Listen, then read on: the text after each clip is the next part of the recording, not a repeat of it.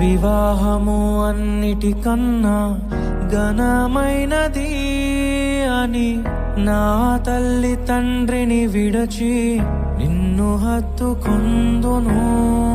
క్రీస్తు యేసు సంగమునకు శిరస్సైయుండులాగున